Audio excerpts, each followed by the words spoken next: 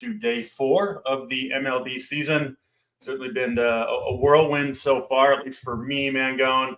I know you had the big win on opening day, right? Was that Thursday night? I believe took down a FanDuel qualifier. So congratulations on that. And have you been to church yet this Easter Sunday, Mangone?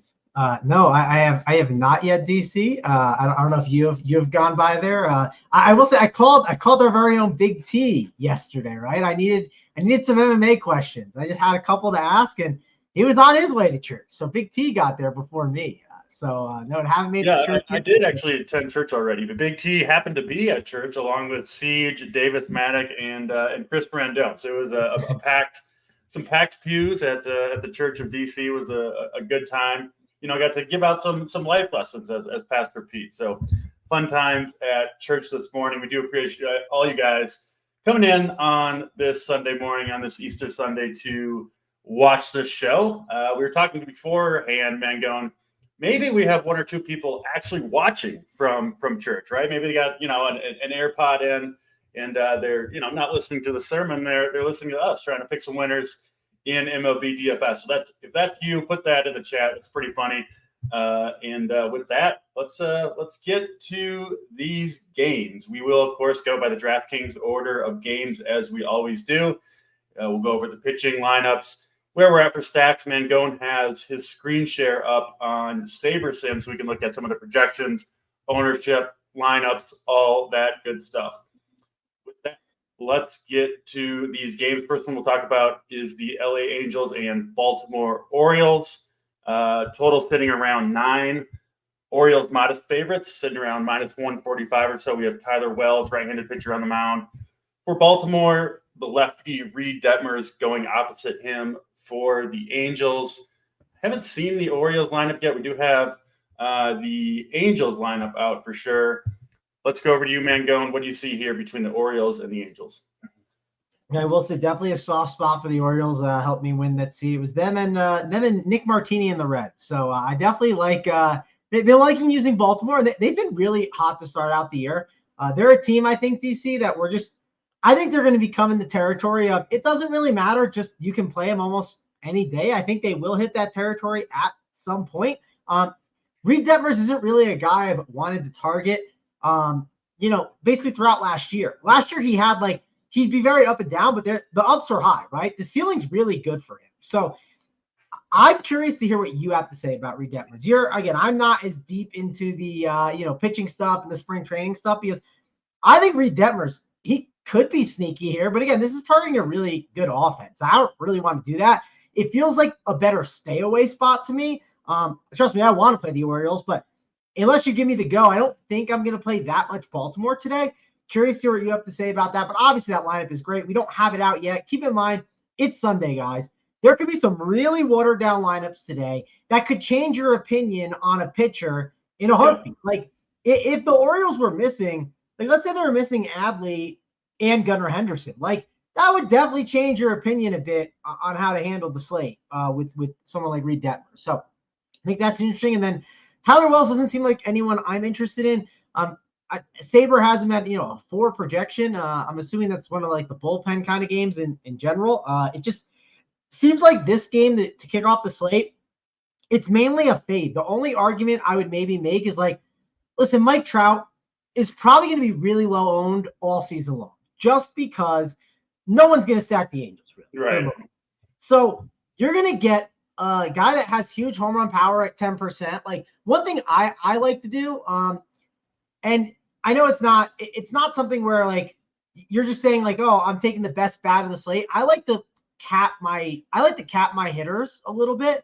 And the reason why is I don't want to get let's say I'm playing 20 teams and I get 80% Ohtani. And Ohtani's great, but I want to make sure that I also get a mix and match of these stud hitters that could be low owned. I want to make sure I'm getting 5 or 10% of these guys here and there. And that could be the difference for sure. So I like to make sure I mix and match those guys in there. So Mike Trout is one of those guys. If I run everything and I get 5% Mike Trout, listen, I'm perfectly fine with that. So again, this is a game we're going to, I think, be more under on. It is a 9-team total, which sounds surprising, unless DC can talk me into Baltimore, but it's tough for me. Yeah, we'll see what Baltimore does for a lineup. Like you said, Sundays have definitely the strangest lineups as a whole. It looks like so far, we do have, I don't know, 5, 6, 7 lineups out. Most of them are pretty much what I expected. Obviously, it's still, the opening weekend of the season. So these guys, for the most part, don't need rest quite yet. But I will say, and this is a trend on Sunday, Mangone. I think we're doing this show together most, if not every Sunday. The longer that it goes where you don't get a lineup, right? We don't have the Orioles lineup out. Usually that means that they're making some weird changes, that some of their starters are going to end up getting the day off. So we'll see what Baltimore puts out there. Specifically on this game, I'm kind of with you. I'm not really on Detmers or Tyler Wells. I don't really want to pick on the Orioles, especially with, Detmers is a fine pitcher, but not someone that I'm super high on or anything like that. Wells' projection there on Saber at 4, that's too low. He'll obviously, or he should be projected higher than that. I do expect him to go a few solid innings, but I still don't love it. How long is he going to go, DC? Because that seemed like a very odd low projection, and it's early in the season, so I'm definitely, relying on that a little bit more. But why is it so low? I just think it's a mistake. I think he should be able to go 5 innings here, I believe. I didn't dig into him super hard, but as far as I know, unless I'm missing something, I think Wells should be a full go here, or close to it anyway. This Angels team has been brutal. I mean, our guy Gary bringing that up in chat, like they're striking out 40% of the time versus righties. I did want to bring up kind of a more general point. It's a new season, and we see this every year. Like players change over the offseason. They develop their skills. And so you get a lineup like Baltimore, right, who's coming out extremely hot out of the gate. Gunnar Henderson, Adley are hitting well. A bunch of these guys swinging good bats. It's a younger team. Like it's possible that this lineup's even better than we thought it was going to be, or even better than we thought it was last year. So, even taking the hot streaks out of it, which I do somewhat believe in hot streaks in baseball, I'm very careful about trying to pick on the offenses that have come out of the gate hot, because we don't know for sure. Maybe they are better, right? Maybe the projections are wrong on some of these offenses that have performed well so far. So just wanted to mention that. This game, though, specifically, I'm going to be just kind of lower on it, right? I'm very rarely going to stack the Angels. Like you said, Mike Trout is a fine play. I don't mind Shanuel hitting second in that lineup, but it's a tough park, especially for right-handed power. It is a park where I'm going to prefer the lefties in general. So yeah, we'll see what Baltimore puts out there, but pretty low on this game overall. 10 games to pick from. Obviously, you don't have to play everything. So we'll move on from the Angels and the Baltimore Orioles to a game that I will have exposure to. Atlanta and Philadelphia up next. No surprise for people who watch my shows last year or the last couple of years. Big Braves fan in terms of playing them. I play more Braves than any other team. No question about it. That's been in general a winning strategy over the last couple of years. Just a dynamite offense that also has come out of the gate just crushing the Phillies. I think they put up 20 runs or something like that to the first 2 games. They get Ranger Suarez here. I mean, they did that against, well, they didn't do well against Wheeler, but they just smashed Aaron Nola yesterday. Suarez, a decent pitcher, but he does struggle against righties. And, the Braves have a very, very strong lineup like they always do. It's going to be, they pretty much roll out the same guys every day. They do have Duvall in there for Kelenic. They're going to platoon, I think, most of the year out in left field. And then Chadwick Trump is in for the catcher. But other than that, their standard lineup, as you'll always see with the Braves, I'm expecting kind of more of the same against Ranger Suarez. And I'll say this too. This Phillies bullpen is pretty gassed at this point. 2 tough games in a row where they kind of ran through most of their pitchers. Braves bullpen tired too. Max Fried didn't get out of the first inning yesterday. So at 8 total in this one, that feels light to me. Braves sitting around minus 140. I think this goes over the total, and I think we see more offense here. Kind of bearing the lead a little bit with Chris Sale, who the Braves traded for in the offseason, acquired from the Red Sox. I mean, he looked lights out in spring training, like vintage Chris Sale, like Cy Young type of Chris Sale. Now, will that carry over? We'll see. But man, He looked awesome. I think he's going to be the most popular pitcher on this slate, Chris Sale, which I do think is justified for the most part. Not an easy matchup. No Bryce Harper in the lineup does help a little bit. But yeah, Chris Sale, I think, at least in terms of upside, I think he's got the most. I think he's maybe the only pitcher on this slate who I think has a realistic chance to give you double-digit strikeouts. Not saying that's going to happen, but he does have it in him. He is stretched out. He looked awesome, and as long as he can stay healthy, I'm expecting big things from him in a Braves uniform this season. We'll throw it over to you, Mangone. Braves and Phillies. What do you see here? Yeah. Did you see the Phillies lineup today too? It's like very righty heavy. Did you notice that? Yeah. Yeah, I thought it was interesting. You don't want to face Chris Sale if you're swinging from the left side. Like, he's just brutal coming from that arm angle, and he's like 6'7". It's just a brutal matchup for lefties against him. Do you think that reduces the strikeouts? So obviously the one was Bryce Harper, right? That's and they still have Schwarber in the lineup, but do you think that at all changes some of your opinions on his upside? I don't think it does for me, but I was curious. No, not really. If you look historically, he's got a really, really high strikeout rate against righties too. All right, cool. I was just curious. So he is going to be the chalkiest pitcher on the slate. It's definitely something to debate a little bit. Whenever someone's the chalkiest pitcher, you have to at least have a conversation. The first start is I'm not stacking Phillies, right? If someone's chalky, the question is, should we leverage with the bats? No, I don't think that's correct. I think that's a bad approach. Again, if you wanted to take, a Nick Castellanos one off, yeah, you could get the job done. I mean, it wouldn't be crazy, but is he stretched out too? DC, I was going to ask you that as well. Because one thing I key in on when it comes to pitchers early in the season, I don't want any pitchers that I feel like can't get to that 5 or 6 inning mark, and I'm concerned with.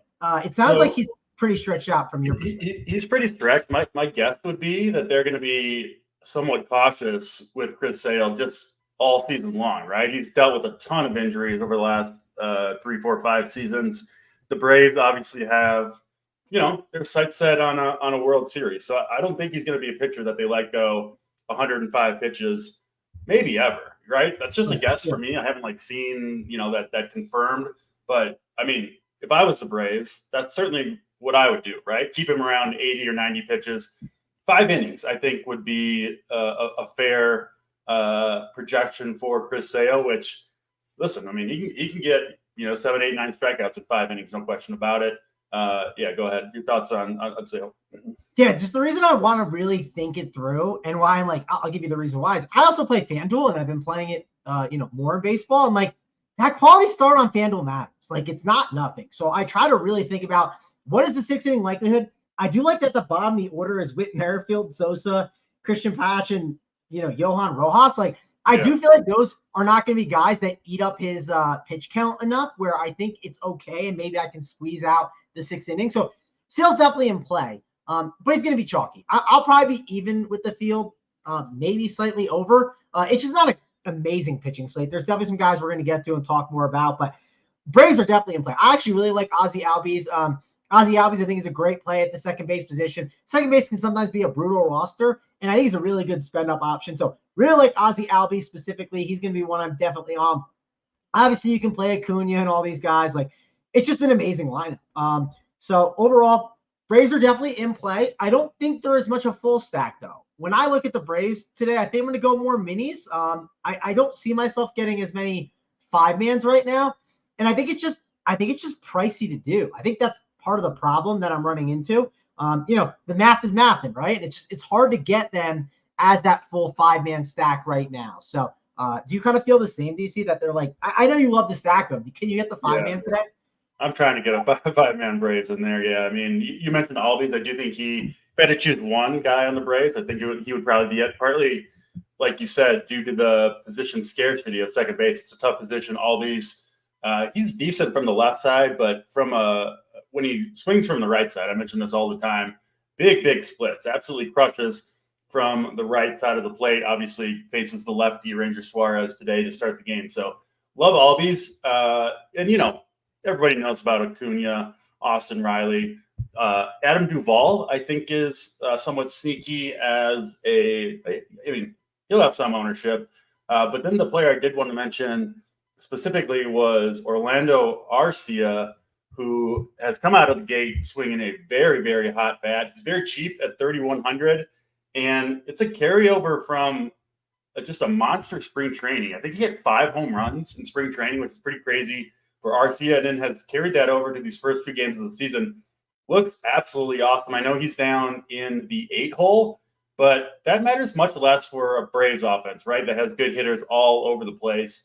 And he could easily get his 4 at-bats anyway. So Orlando Arcia specifically is someone that I will be targeting in my Braves stacks today, and obviously gives you a little bit of a price discount as well. Chadwick Trump 2024, the catcher, for the Braves today.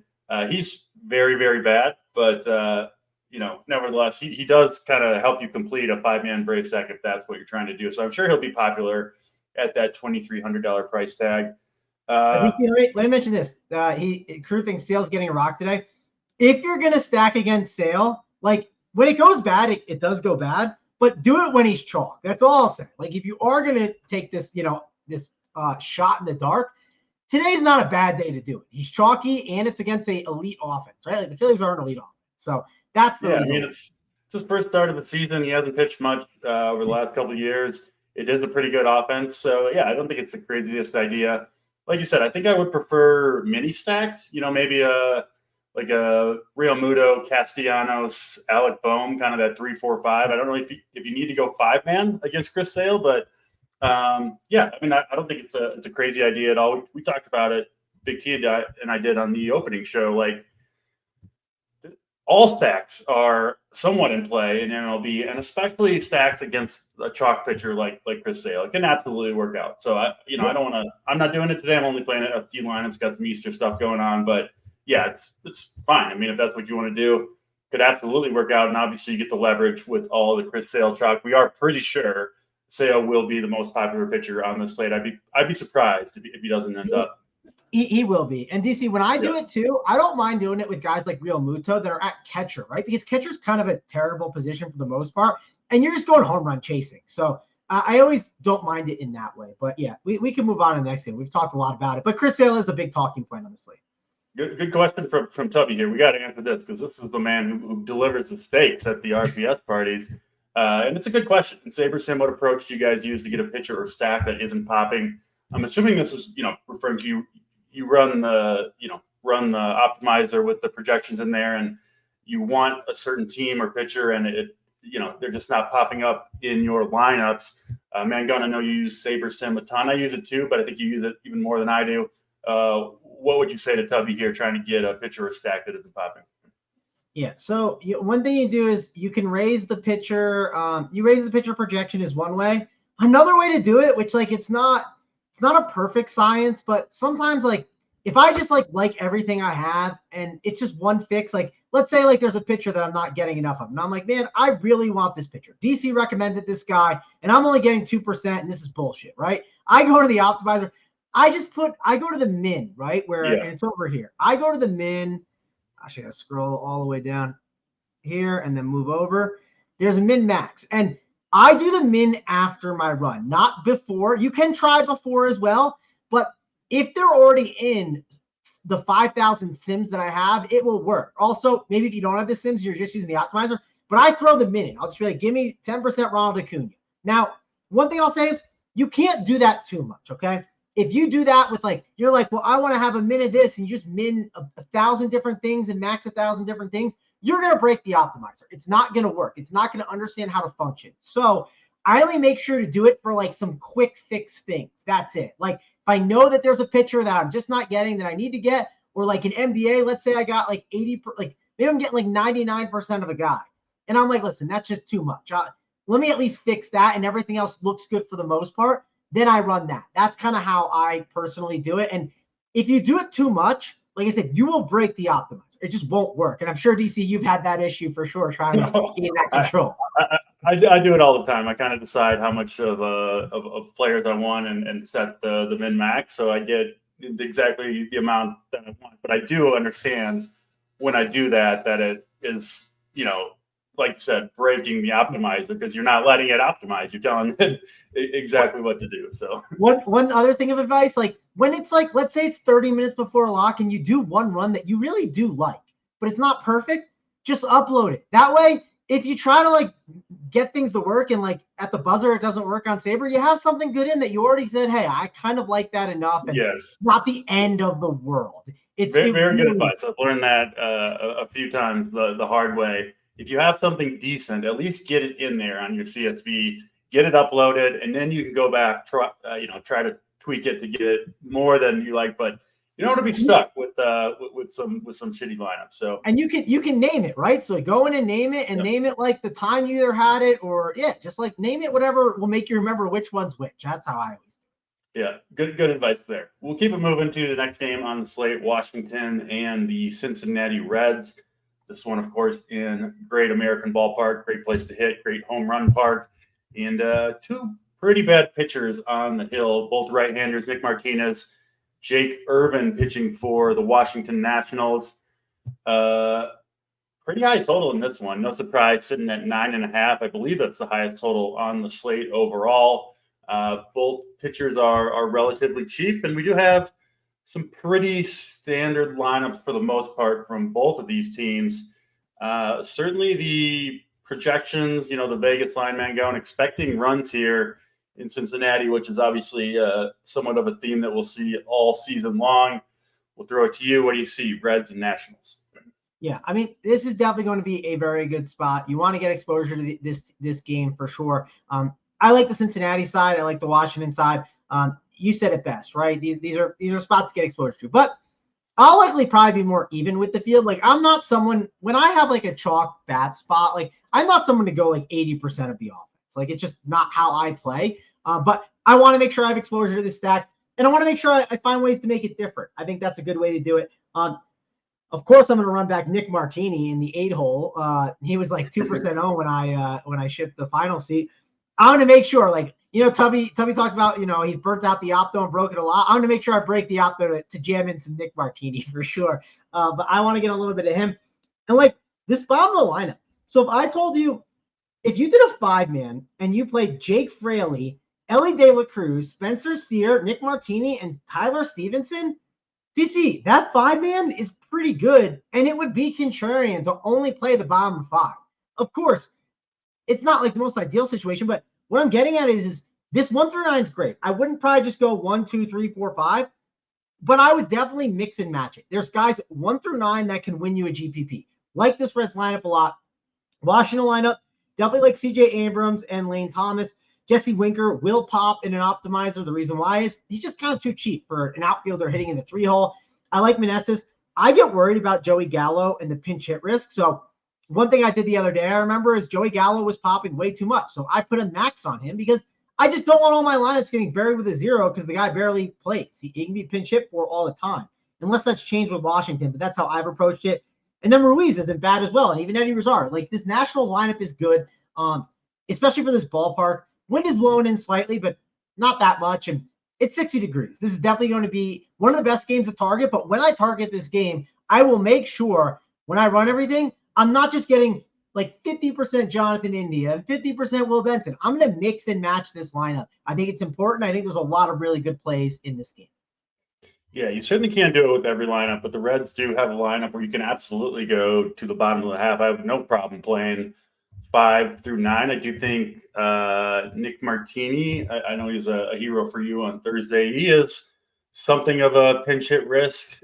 He and Fraley would be the ones I'd be a little bit concerned that could come out if a lefty comes out of the Nationals pen. But I believe the Nationals only have one lefty in the pen. So, they very well could be safe for the entirety of this game. And sometimes on Sunday, teams don't pinch hit as often. They kind of just let the guys in there. They want to get some players some rest. So, I love the Reds. I think they, rightfully so, I think they'll be one of the more popular stacks on this slate. They certainly have a very high team total sitting around 5.3. So, 1 through 9, I think all of the Reds are in play. And, the National side looks decent too. I like CJ Abrams a lot. I'm going to be on him a lot, hitting leadoff against right-handed pitchers. He's got the power speed threat, and especially in that ballpark, his power is going to play up a little bit. He's been running already think Abrams pretty good one-off, frankly, from the Nationals. You don't need to stack them up if you don't want to, but I do really like Abrams in that leadoff hole. Move to the next game on the slate. We have Toronto and Tampa Bay.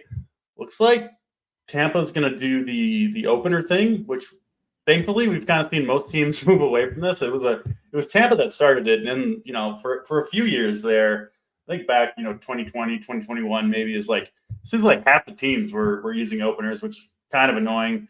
But the Rays will do it here. It looks like Sean Armstrong going to start the game.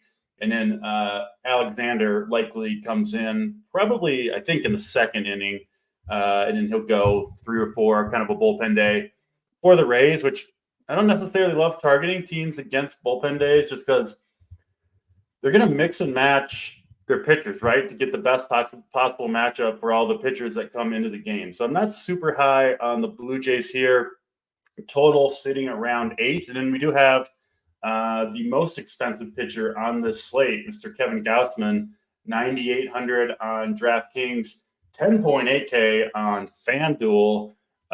Important note here on Gausman. He got a late start to spring, was dealing with some shoulder fatigue, only made one spring start, 5-6 days ago now, and threw, I believe, 52 pitches in that start. Now, he looked awesome. I did watch that start, and he got a bunch of strikeouts. His velocity was fine. He looked like his normal self. So I do think Gausman is going to be good, be his normal self going forward. But I'm a little worried about the pitch count here. I think he could be kind of stuck 70, 75 pitches. And listen, he could still deliver a good performance, in limited innings. But I would be very, very surprised if he got past 5 innings. And I think 4 to 5 is kind of more where I would guess that he would be. Again, if I had to put a number on it, I would say something like 73 pitches. I would set the total for Gausman, and I'd be pretty surprised if he went over 80. Again, don't know that for sure, right? Maybe he's good to go, and they just let him do his thing. Certainly possible, but that is my guess on Gausman. Kind of a limited pitch count today, which it's a great matchup for him against the Rays, but I'm always hesitant to play limited pitchers, especially going when they're super expensive, right? You're really paying, like if you just put it price per pitch, right? We don't use that term very often, but you're really paying it a lot for Gausman giving his price, given what we think, or at least I think, will be kind of a limited workload. We'll throw it back to you, Blue Jays and Rays. Yeah, I'll be pretty quick with this one, DC. I think this one for me is like a full fade. It just, Gausman's price is a lot, like we talked about. You're not going to pick on Gausman, so you're not going to the other side either. So yeah. And then the whole pinch hit thing, like I just think this one's a fade for me. Like it's a 10-game slate, right? We're gonna go through some games quick, and we're gonna talk about some for a lot. So I think I'm out on that. We did just get the Baltimore lineup, I think, a second ago. I wanted to pull it up real quick and see if it's any different.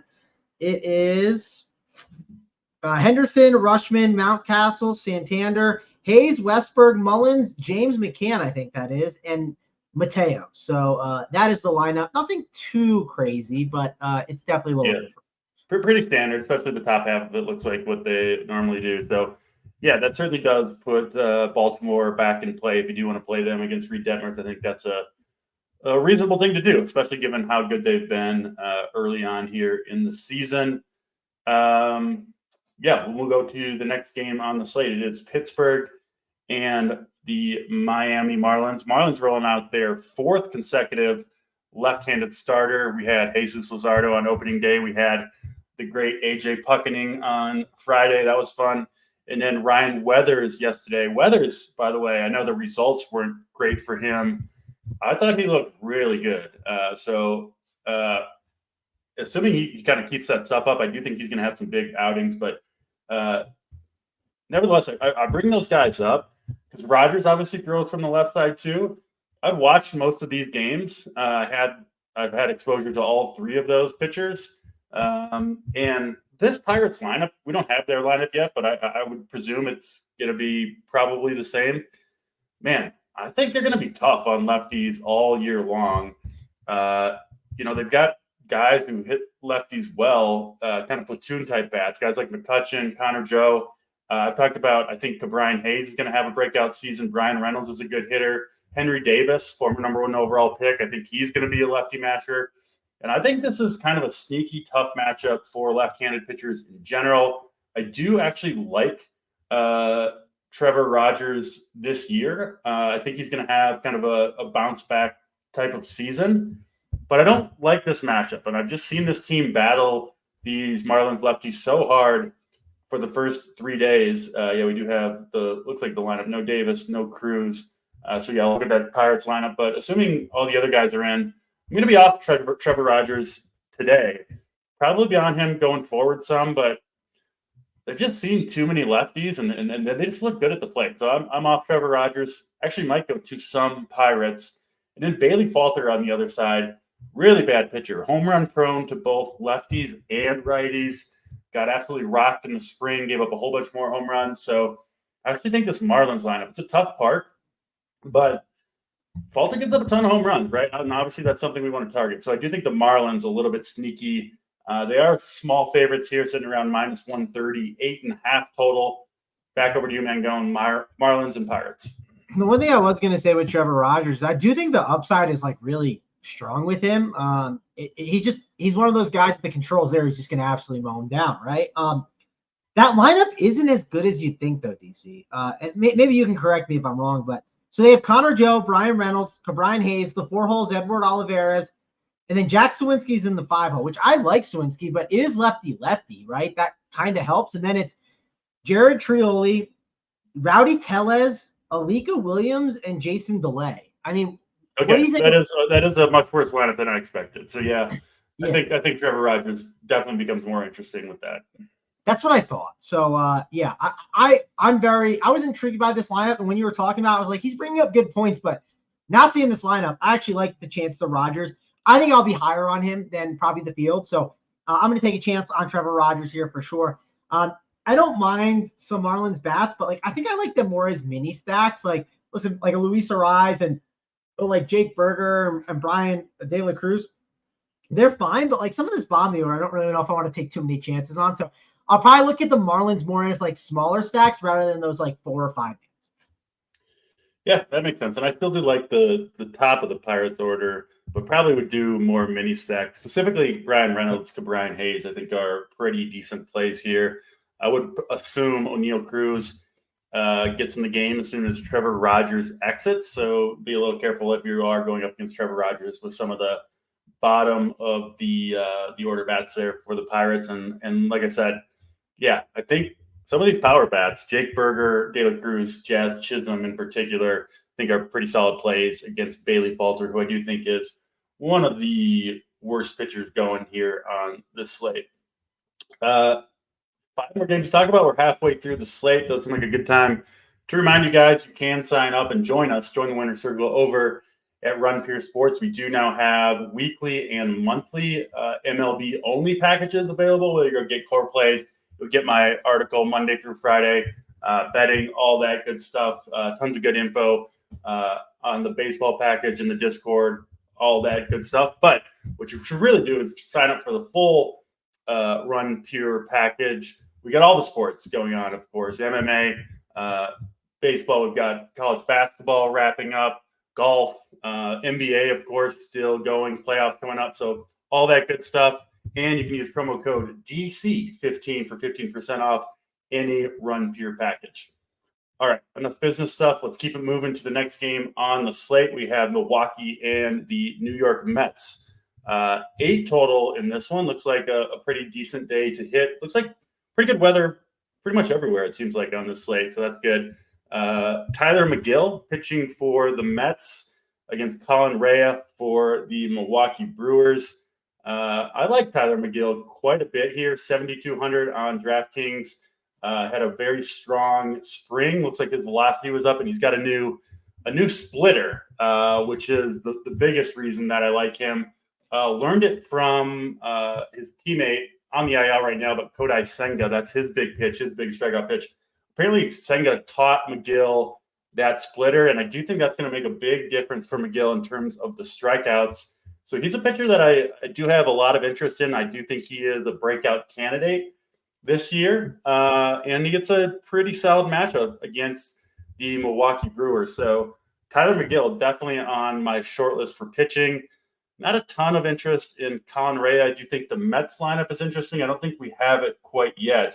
If we do, we'll obviously give it to you. But yeah, my big take on this game, I do like Tyler McGill quite a bit. We'll throw it over to you, Mangone, Brewers and Mets. Yeah, I was definitely gonna like McGill, and as a Mets fan, right? I watched him enough for sure, and like he always felt like a one-trick pony. Like it feels like now he's got a new trick now, though. That's the yeah, big thing. That's what I always felt like when watching him. I was like, man, he just needs to develop a little bit more, and he'll definitely be like a pretty good pitcher. That's one reason I like rostering him a lot last year, was because if he hits his ceiling, it's just like you get a great performance no matter what. And like it's not like, hey, when he hits his ceiling, it's like not enough to win a GPP. Like it's a huge ceiling. So I love him here. I'm definitely gonna take some chances. And the bottom of this lineup, I mean, it's not amazing. I mean, at least Rhys Hoskins is down in that 6 hole, but Rhys Hoskins can strike out with the best. So he definitely can strike out a bunch. He's more of a power hitter for sure. I like McGill. McGill is actually a pitcher that I want to be very overweight on. So he's in that club with Rogers of two guys I want to be overweight on. I want to buy on his upside. I'm not really excited about any Brewers bats. Like, if you mentioned the Mets, like, what can we do with this offense, right? Like, Colin Rea is not good. I don't think anyone wants to invest in the Mets offense. I don't want to 5-man these guys, but I don't want to miss out on Pete Alonso 2 home run games, right? This guy's an absolute, legend for that. The guy does it all the time. I think guys like Pete Alonso is a one-off, Francisco Alvarez, just don't ignore these Mets this year. The Mets are going to be pretty bad. It's going to be, I think, a legendary bad season, a disaster, but this offense will do enough to help them win enough games where they're going to just not be owned in GPPs enough. So I think I want to invest a little bit in these Mets. And it's specifically the power hitters. At least you get, Francisco Lindor. At least you get him at a shortstop position that can be frustrating to roster. Yep. You get Francisco Alvarez at a catcher position that could be annoying too. And then Pete Alonso, his power. It seems like a really good spot to load up on some mini stacks with this Mets team. Yeah, I agree with that. Like the Mets quite a bit against Colin Rea, who's a pretty mediocre pitcher. I will say this too: if you're watching baseball today, this is the game that you might want to tune into. I think we'll see some benches clearing type of stuff. Rhys Hoskins spiked Jeff McNeil. I think it was opening day or maybe on Friday. Pretty bad slide, I thought. Benches cleared yesterday. Then they're obviously booing Hoskins like crazy. He has a big day. I think he had a double and a home run. He's doing the crying in the dugout to McNeil. And then they threw behind Hoskins yesterday toward the end of the game once it was kind of out of hand a little bit. So I would be pretty surprised if we don't see some fireworks in this game. That does worry me a little bit on McGill. If he's hit somebody, this game could be one that has an ejection. But I don't know. I'm not going to move off of who is maybe my favorite pitcher due to that. But it is, I think, at least worth mentioning. Should be an entertaining game for sure. Let's go on to the next game on the slate: Detroit and the Chicago White Sox. Another interesting one, at least in terms of pitching. I think really cold in Chicago. This is one of the spots where I think offense could be kind of hard to come by. It's supposed to be 45 degrees, so not brutal, but the ball certainly won't be traveling super well. We have Eric Fedde on the mound for the White Sox. Fedde, for those who've been playing DFS a number of years, he's a mediocre pitcher. He went over to, I believe, Korea, and I think he won the Cy Young and MVP like back-to-back years, was absolutely lights out, got a new sweeper that he developed over there. I think there's some potential for Fedde to be a pretty good pitcher, but it's a good matchup. Not perfect. Those lefties at the top of the lineup, I think, could be problematic. I don't hate Fedde at 6,700, especially in this weather, but the pitcher that I really like is Jack Flaherty. He's been really, really bad for the last 3 or 4 years, but if you go back to his prime, he's only like 28 years old, but 2018, 2019, he was close to just a straight up ace with the Cardinals. Had some injuries, lost some velocity. He has looked awesome this spring, throwing like 96, 97, 98 sometimes, harder than he ever did, even in his prime with the St. Louis Cardinals. We saw Jordan Hicks last night, also a former Cardinal, pitched really, really well for the San Francisco Giants. I think Hicks is going to be good. I bring that up because I think the Cardinals are not good at developing their players, and I think a change of scenery for Jack Flaherty looks like it's going to make a big difference to me. A pitcher who's very stretched out. He can definitely give you 6 innings if he's going good today. Obviously, a nice park to pitch in today in Chicago with the cold weather. And I think a really strong lineup. Even the bats you fear, guys like Robert Jimenez, swing from the right side. So I'm honestly expecting a kind of vintage Jack Flaherty season, maybe the best that he's ever had. And if that's true against this lineup, he's probably going to be someone that you want to target here. I know I'll be targeting him. I'll just say it. My main lineup will be Jack Flaherty and Tyler McGill. Those are my 2 favorite pitchers today. I like the ownership discount from Sale to Flaherty. Frankly, I'm expecting big things. So, yeah, long steal for me on Jack Flaherty, but I do think he's going to have a strong outing in this one. Over to you, Mangone, Tigers and White Sox. Yeah, I wanted to get your Jack Flaherty take because I always thought he'd be pretty good and liked him, and then he just started going downhill, and maybe that change of scenery will help. I think I'm going to take some chances based on some of the stuff you said, and one thing I try to look at on a lot of slates is who's that cheap offense that's just sometimes you see a cheap offense popping, right? It's like the Tigers, right? And I think they're popping a little too much for my liking. I'm not saying they're going to be 20% today, but I do think you can see some of these guys hit that 10 to 12%. And I don't know. I think I just want to kind of be very low on the Tigers, where I think people still might take chances on these Tigers options, seeing Eric Fetty on the opposite side. And based on some of the stuff you said, I think I'm just going to fade it. So I think I'm going to do my best to stay very far away from those Tigers options. Maybe one-offs of a Meadows or a Torkelson, maybe, but that's it. I don't really want to be on the full stacks of the Tigers today. Rather invest those more in some other offenses, like the Reds, like the Nationals. And the Nationals are going to be a team that we talked about earlier that aren't going to be as owned as the Reds. And if I can just throw some of that Tigers exposure onto the Nationals, I would much rather do that. So that's how I'd handle it. And I think for the most part, Jack Flaherty is going to be a pitcher I'm over on. We talked about some pitchers to be over on today. That's another one I want to be over on for sure. Talked about Rogers, talked about McGill, talked about maybe being even with the field on Sale, but I want to be over on Jack Flaherty today for sure. Yeah, you'll get him. He'll be somewhat owned, but you'll get him at a nice ownership discount to Chris Sale, obviously at a very similar price point there. And I do think that's a pretty good pivot. Wouldn't shock me one bit to see Flaherty outperform Sale. Even if Sale has a good game, I think Flaherty could easily match or exceed what Sale does. In terms of bats, I do think you nailed it. Parker Meadows and Riley Green would be the 2 guys I would be most likely to use targeting against Eric Fetty if you do want to go in that direction. DC, do you think the Tigers get ownership like me? Because look at Steven's comment. Everyone's stacked against Fetty all the time, and I just think people are going to click on the Tigers a lot more today because of that. Makes sense. Weather might hold some people. Just the cold weather might hold some people off. That's they're cheap enough, and I do think most people's perception of Eric Fetty is that he sucks, and maybe he does, but I'm a little cautious just given how good he was overseas the last couple of years. 3 more games to talk about. New York Yankees and Houston Astros up next. 2 right-handed pitchers, Clark Schmidt throwing for the Yankees, JP France opposite him for the Astros.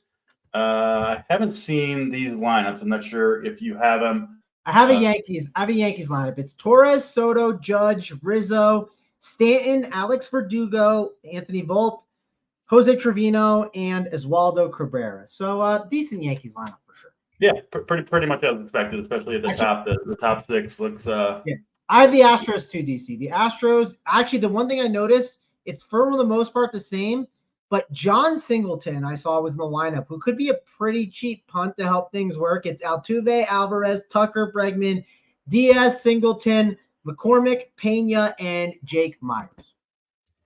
Yeah, there you go. So 9.5 total in this one. Also a pretty high total.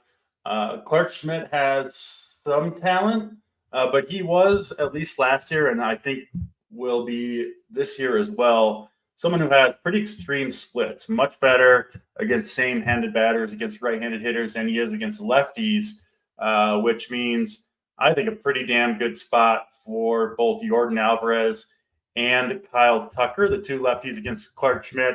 Those are my two favorite bats in this game. But you can target JP France on the other side too with some Yankees if you want to go there. Juan Soto, I think, would be the most likely guy I'd try to get in my lineup. What do you see here, Yankees and Astros? Yeah, I'm curious what the Yankees ownership will be. I kind of think it's going to be low. Also, do we know do you have the status on the roof there? Because I kind of care about that a little bit this time of year. I know you talk about that a little bit too, how there's not a lot of great hitting environments typically, right? So do we know if the roof is open in Houston? I'm not sure. Maybe someone in the chat has it. I can look it up here while you're talking about this game, though. Yeah, but I do think this Yankees power is too good. And if you look at the Sabre ownerships here, we have it pretty low, right? I mean, Judge obviously always going to get ownership, but as you go down the list, just the Yankees, Soto 5%, it's just upside's too good for me. So I think I want to invest in these Yankees today. I want to be overweight on them. I don't mind getting overweight on the Astros. I feel like every day you can make a case for it. But I think I want to be on the Yankees. And Alex made a good point too. I want to be on Volpe again today. He's looked really good. I think he's someone I want to be a buyer on for the next month because I feel like people aren't going to catch on to that in projection. So he's another guy that I want to make sure I get exposure to. So I see myself playing, a good amount of Yankees here. I think the Yankees are going to be an offense I like, especially on FanDuel. I know there's someone that can just pop a little bit easier because of the pricing. So sign me up for the Yankees, as crazy as it sounds today, DC. No, I think that makes sense. Certainly JP France is not someone that you need to avoid. And one thing I like targeting the Yankees against pitchers like France who don't strike many people out, right? Because that is kind of the Yankees' weakness. Guys like Judge, Stanton, a lot of swing and miss. But, of course, we know the power that they bring to the table as well. So, yeah, I like the Yankees. I think they'll be somewhat sneaky. They are expensive, right? I mean, $6,100 for Soto, $6,200 for Judge. Obviously, the two biggest bats there. But, yeah, you can fit them in today. Pitching's relatively cheap for the most part, and there is plenty of value on a Sunday. So I'm with you. I think the Yankees make sense. And then, like I said, the lefties for the Astros. They really only have two of them, Alvarez, Tucker, and then Singleton too, right? You said was in the lineup as well. So he makes some sense as a value option. Next game on the slate is Minnesota and the Kansas City Royals. We have a 9 total in this one, actually nearly 70 degrees in Kansas City today, wind blowing out to left field. So this park will play fairly hitter friendly, not necessarily for home runs, but everything else should be good to go for the bats. In this one, we've got Bailey Ober on the hill for the Minnesota Twins, a guy I think is going to have a pretty strong season. He'll be opposite Brady Singer, who can kind of be all over the place, kind of a hard guy, I think, to get a handle on how good is he. Really seems to differ from start to start. But, yeah, I do like my Twins a little bit here. Edward Julian, Kirilloff at the top of the lineup are both very cheap and I think pretty strong plays. Not really on the Royal side against Ober myself, but we'll throw it to you, Travis. Twins and Royals, what do you got for us? Yeah, the one thing I was going to ask you, because you're the Twins guy, are we going to look back in a couple of weeks and be like, why are we playing the Twins when Royce Lewis is not in the lineup? That's one question I want to ask. What do you think about that thought? Yeah, I mean, they have some decent guys to replace him. Willie Castro can do some things. Edward Julian, I think, is going to have a big season. I like Kirilloff while he's healthy. So I still like the Twins. I think this will be a pretty good offense in general, but certainly the injury to Royce Lewis doesn't help matters. No question about that. Yeah, it's just a question I figured I'd ask because, I mean, they are gaining ownership, and I think this is a classic. You could play either side. If you told me the Twins offense crushed, great. If you told me Brady Singer crushed at low ownership, would not be surprised at all. He's a very up and down pitcher. I think basically every slate, there's always a spot where you can make the argument you can play both sides. I think you can play both sides here if you wanted to. But if I played Brady Singer, I don't want more than 10% of him. He's just not going to be owned anyways. So just want a little bit more to be overweight on the field and just take a shot. And I also like the Twins offense. The one thing that's nice about them, Julian, you get him at that second base position as a punt option. We talked about second base can be tough at times. Get Byron Buxton at a pretty nice price tag of 4.6K. So I definitely like him. And overall, this is a spot where I like both sides. I don't like the Royals that much. Royals are going to be a team I stay away from. I really like Bailey Ober. Bailey Ober is another pitcher. I mentioned like 3 guys or so. He's another guy I want to be overweight on today. Like I definitely want I want to have like more than 20%. Like this is not going to be a slate where I think it depends, FanDuel or DraftKings, but like this is not going to be a slate where I have one guy that's just like 60 or 80% or more, but like a lot of guys that are just like double the amount, right? Like in that 40% or 50% range. And Bailey Ober is definitely in that bucket. I want to have a lot of him today. Yeah, I expect pretty good things from Ober here. Should get enough strikeouts, and I do think the run prevention from him will be good, as it usually is. The guy just has impeccable control, never walks anybody, and a very safe pitcher, which, on this slate, I think safety does go a long way. I don't think we're going to see that many big scores out of starting pitching today. Into the show, I can go over my pitching rankings. I'll give you my top 5 or so once we're done here, which we will be pretty soon because we're on to the last game of the slate. It is the Chicago Cubs and Texas Rangers. We have Jordan Wicks, youngster for the Cubs, pitching. He's a lefty against John Gray for the Texas Rangers. 9 total. Wicks is a guy I'm just kind of not all that high on. I actually think the Rangers bats are pretty interesting. Guys like Semien, the rookie Wyatt Langford, who I think is going to be an absolute monster. You got Adolis Garcia. Pretty strong, tasty lineup, I think, from the Texas Rangers today. One of my favorite teams. And then the Cubs against John Gray. You can go there if you want. Gray did get scratched in his last spring outing with like a stiff neck. So I'm a little worried how deep he might go into this game. Don't love him anyway against this Cubs lineup. Over to you, Mangone. Last game of the slate here, Chicago Cubs and Texas Rangers. Yeah, you caught the Rangers lineup, right? Some of the adjustments they made? Yeah, go ahead. You can give it to the people. Yeah, it's Marcus Semien, Wyatt Langford in the 2-hole, which I think you have to like him a little bit here. Josh Young, Dallas Garcia, Duran in that 5-hole, who's dirt cheap. I really do like Duran here a little bit for sure. Nizer, Jared Walsh, who's a cheap option who homered yesterday. I think he's got a ton of upside as like one of those guys, and he did good for me yesterday. Evan Carter and then Leodis Tavares, and I think 1 through 9, this lineup is definitely really good here. I want to get exposure to it. I think some people might shy away from them because of the different lineup, but I'm not. I'm still going to lean into them. I think they're a good stack today. I actually don't totally hate the Cubs against John Gray. We know John Gray can be completely up and down at times, and they have a lot of upside within the lineup. I'd be curious. Do you think that's a mistake? Because that's one thing, DC, right now. Like, I'm getting a lot of Cubs in general, and I don't know. As I build my lineups, I might have to make a decision, and a top offense might have to get a cut, and that might be the team that gets the cut. I do think with Ian Happ's upside, Seiya Suzuki, Bellinger, Morel, Swanson, I mean, they've got power up and down the lineup. Sure, Tachman is a guy that can, swing and miss with the best of them, but he's got so much power too as well. I think there's a lot of upside within the Cubs, and listen, I like the Rangers more than the Cubs, but I'm curious what your take is on the Cubs today, because I do think they're a team that could be under-owned, and we know John Gray. He's very boom bust. So what is your take on John Gray versus the Cubs? Because I think everyone likes the Rangers today, but I think we got to get your take on the Cubs. Yeah, I think they're going to be lower owned. That would be kind of one where I wouldn't like them as chalk, but I'm willing to play the ownership game on the Cubs. I think they've got a pretty good chance against John Gray. I don't have a ton of confidence in him today. So yeah, as long as they're low owned, I think the Cubs are very reasonable. But like you said, it is the Rangers side of this game that I do prefer. Specifically, the top of the lineup looks really good to me. Okay, cool. Yeah, so definitely with the Rangers lineup, Rangers are similar to the Reds, like I said.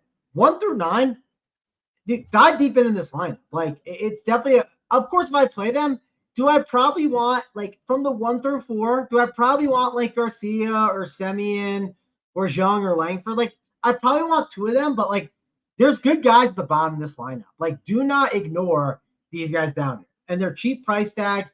Leodis Tavares, he is someone, 3.3K, won't get pitch hit for. And if they're rolling, you're going to get the bad bullpen guys. It's just, don't ignore them. It's a really good spot. So Rangers are definitely one of the offenses I like a lot today.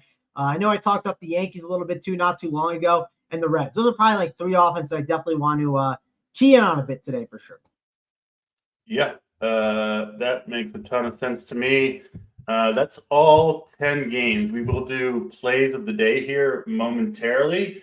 While you look for your play of the day, Mango and I will go over we'll do top 5 pitchers today in order of my kind of preference of playing them. I will put Jack Flaherty, number 1, Tyler McGill, rather, number 2, Chris Sale will be 3rd, Trevor Rogers 4th, and then we will go down to Eric Fetty as a cheap option at 6,700 as my 5th preferred pitcher. Bailey Ober would be number 6 for me. So there's top 6 pitchers for me. I said it earlier, but my main lineup will be Flaherty and Tyler McGill almost certainly today. All right, Mangone, gave you enough time. Give us your play of the day. Yeah, and before I do that, Alex brought up a good point. Langford's price is adjusted big time. I think people are going to have a very hard time clicking on that, and people didn't click on him yesterday. So for what it's worth, that's pretty important. But you shouldn't. I'll say this: you shouldn't have a hard time clicking on Langford. He's better than even a 4K player for sure. Yeah, but people will 1,000% because they just paid like 2.6K for him, right? And they're like, whoa, that's a big price jump. And it's not like he was just like, not like he dropped like a 50 piece yesterday or something crazy. So yeah. So I'm going to a Yankee. I'm going to Juan Soto. He's definitely pricey at 6.1K, but I want to get him into my lineups. JB France, you talked about a little bit. Got to get contact on the bat. It's going to get hit hard for sure. And if JB France tries to pitch around him, good luck. I got Aaron Judge sitting right behind him. So I'm either getting the home run today, I think, with Juan Soto. I know he started off the season with a bang. And if not, I'm sure I'll find a way to get there with all those walks he rallies up and gets in with all the runs the Yankees put up. Because I think the Yankees, they're putting up a pretty big number today. Love it. Juan Soto, Mangone's play of the day. I will go to the Braves, and I'll go down to the kind of the bottom of the order. Mr. Orlando Arcia, talked about him at length when we went over the Braves, but he's just been awesome so far, coming off a power surge in spring training as well. So, yeah, Orlando Arcia, I think, keeps it rolling for the Braves. I expect the Braves to put up some runs for sure against Mr. Ranger Suarez. All right, that will do it for us. Happy Easter, everybody. Thanks for watching. Had a big number of viewers. We do appreciate that. If you do want to join Run Pure Sports, DC15 will get you 15% off your first weekly or monthly payment. This show will return tomorrow. Thanks for watching. As always, enjoy your Sunday. For Mangone, I'm DC, and we're out here.